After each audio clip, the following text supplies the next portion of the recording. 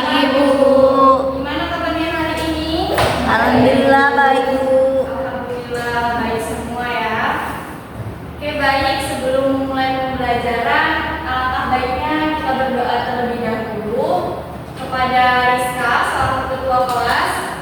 Tolong dipimpin doanya. Sebelum kita mulai pembelajaran, baiknya kita berdoa.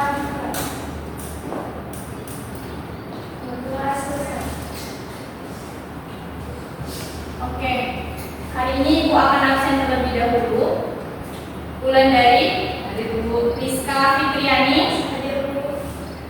Cut Salwa, hadir Bu.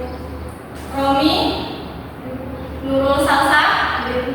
Ada yang nggak hadir hari ini? Hadir semua, Bu. Hadir semua ya, alhamdulillah. Ada yang masih ingat nggak materi kita di minggu lalu tentang apa? Keseimbangan Bu. Ya, jadi di minggu lalu Ibu sudah menjelaskan tentang keseimbangan kimia. Nah, di minggu lalu juga Ibu sudah jelasin tentang syarat terjadinya keseimbangan kimia itu ada dua. Apa saja? Reaksi langsung baru. Iya, benar sekali. Yang lain? Reaksi terjadi apabila dua ekstasi sama tidak sama. Iya, bagus sekali. Hari ini Ibu akan menampilkan dua buah gambar mengenai materi yang akan Ibu sampaikan pada hari ini.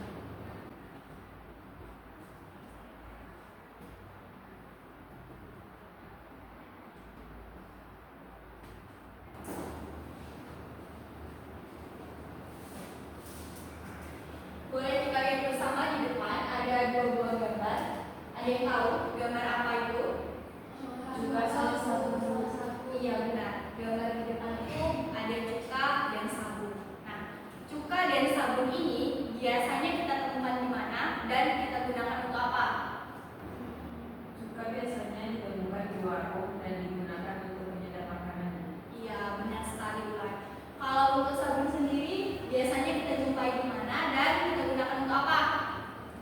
Biasanya di kamar mandi, Bu, untuk cuci tangan. Iya, benar sekali Kak.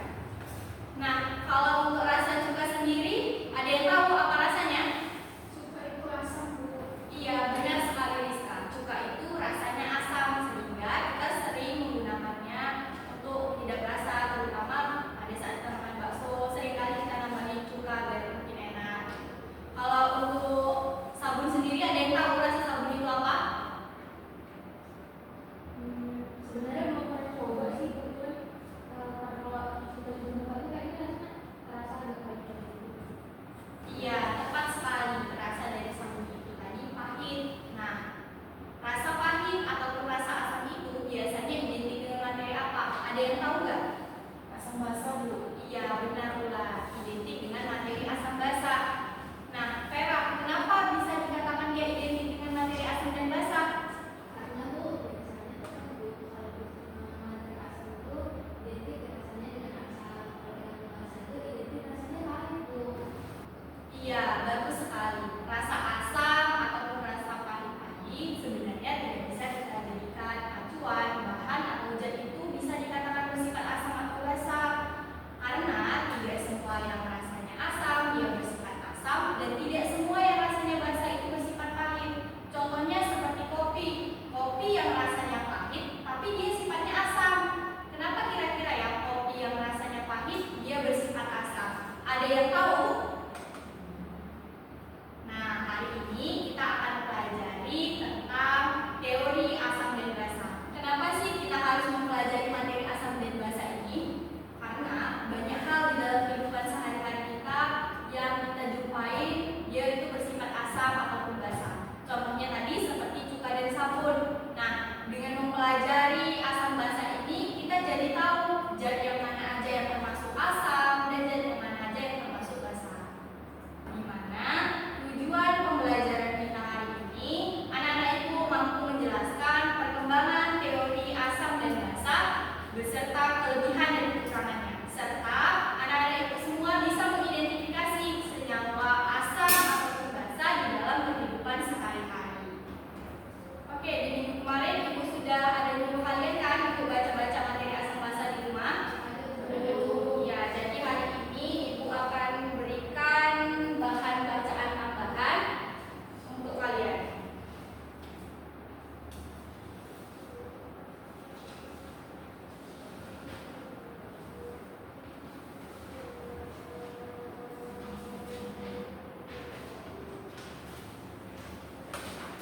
Oke, silakan dibaca.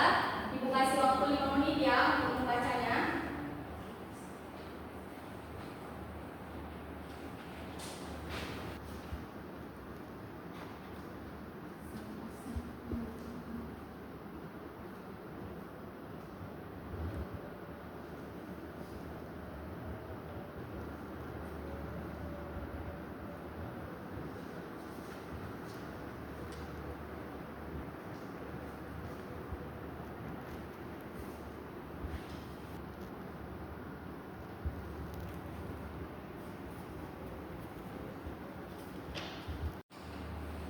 Gimana? Sudah selesai dibaca? Sudah, Bu.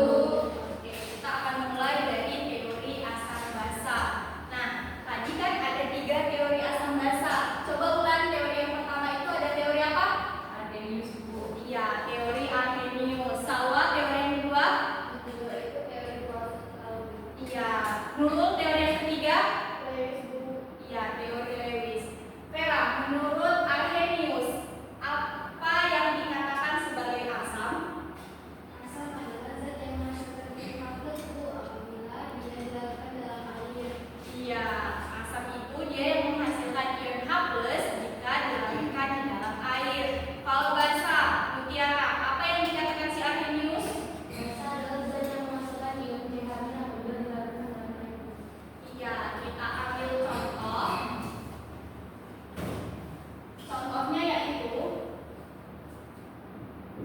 HCl. Jika kita ionisasi akan menghasilkan apa? Hapus sama dengan itu. H+ dan Cl-. Nah, di sini si H+ ini bertindak sebagai asam menurut si Arrhenius. Contoh yang kedua ada NaOH. Diionisasikan menjadi apa? Na plus tambah OH- Na+ tambah OH-. Nah, si OH- inilah yang bertindak sebagai basa menurut si Arrhenius. Sampai di sini sudah mengerti? Sudah, Bu. Oke, kita lanjut ke teori yang kedua, yaitu teori Bronsted-Lowry. Nah,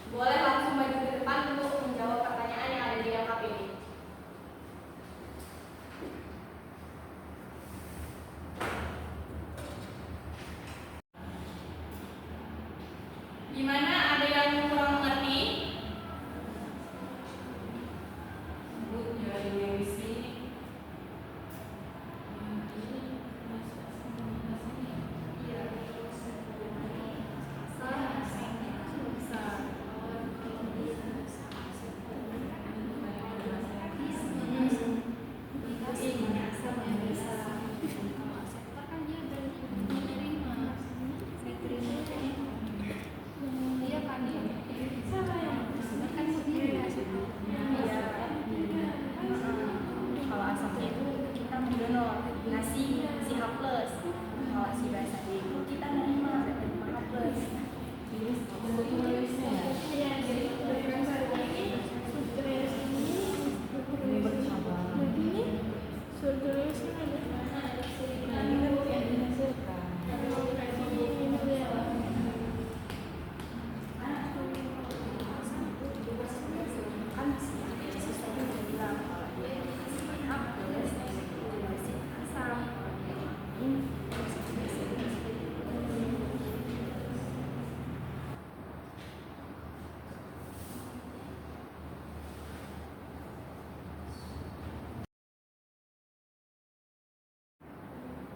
Gimana? Apakah udah selesai?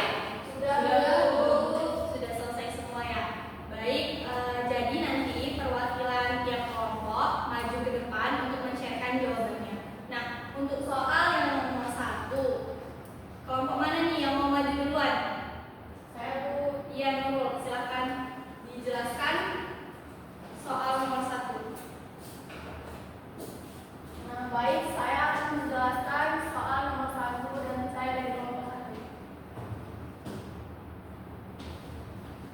Soalnya yaitu manakah asam dan basa menurut Arrhenius? Yang pertama ada HBr, di mana menghasilkan H+.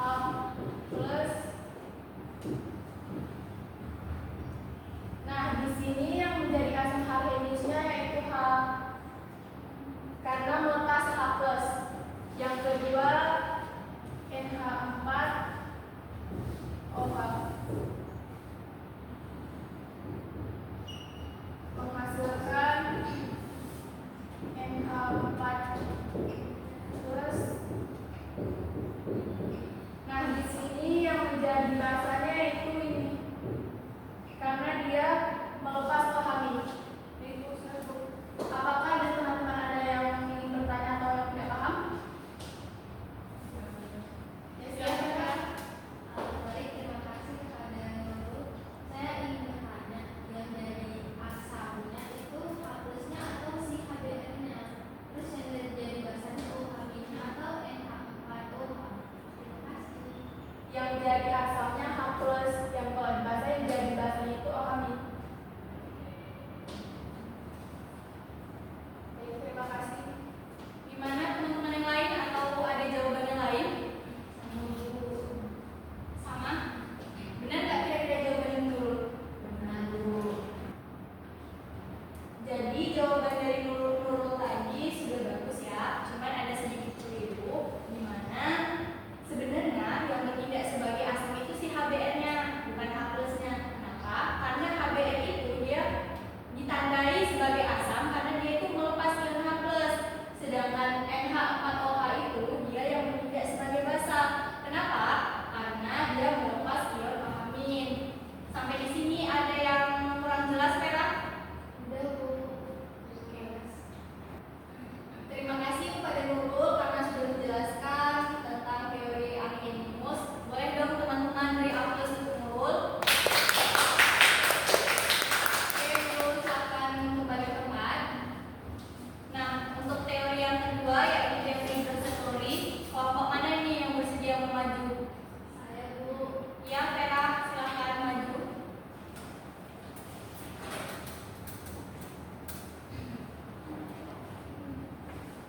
Baik, saya Vera Mulida sebagai perwakilan dari kelompok 2 akan menjelaskan tentang teori Bronsted-Lowry, di mana pertanyaannya adalah manakah dari reaksi berikut yang merupakan basa konjugasi dan juga asam konjugasi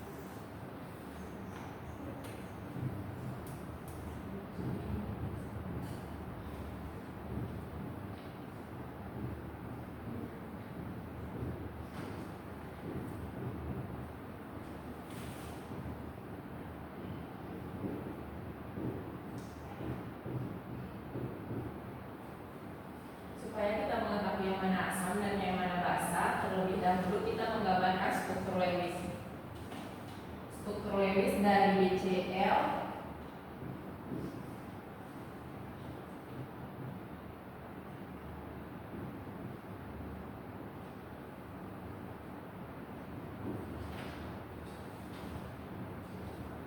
Dan ini struktur Lewis dari NH3.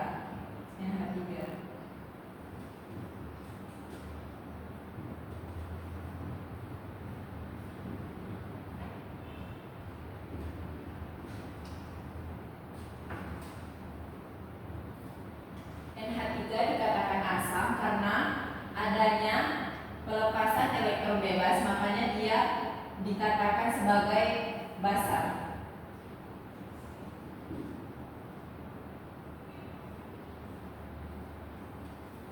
Dan BCl dikatakan sebagai asam.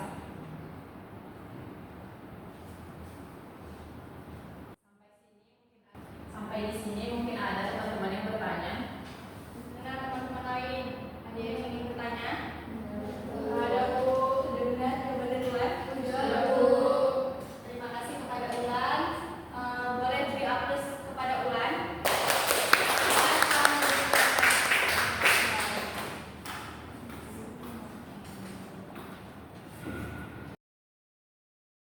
Gimana, sudah paham semua? Sudah, Bu. Oke, baik. Karena sudah paham semua, jadi kita akan review kembali materi yang sudah kita pelajari tadi. Nah, Ibu mau Mutiara coba simpulkan tentang teori Arrhenius tadi. Kalau menurut Arrhenius, asam itu adalah zat yang menghasilkan ion H+ apabila dilarutkan dalam air. Nah, kalau untuk basa adalah zat yang menghasilkan ion klorin apabila dilarutkan dalam air. Iya, beri aplaus dong untuk Mutiara. Untuk teori Brother-Lowry, ada yang ingin menyimpulkan? Saya Bu. Iya, Vera. Menurut Brother-Lowry, katanya kalau asam itu spesies yang bertindak sebagai dominan proton. Kalau basa itu spesies yang bertindak sebagai akseptor proton. Iya, bagus sekali. Beri aplaus untuk Vera. Untuk teori yang terakhir, teori Lewis, Ibu mau Salwa coba simpulkan apa yang dikatakan si Lewis. Lewis itu mengatakan kalau asam adalah zat yang bertindak sebagai akseptor PEB, sedangkan si basa adalah zat yang bertindak sebagai dominan PEB. Iya, bagus sekali. Beri aplaus untuk Salwa. Oke, jika sudah bisa dimengerti semuanya, Ibu akhiri pembelajaran kita hari ini. Semoga pembelajaran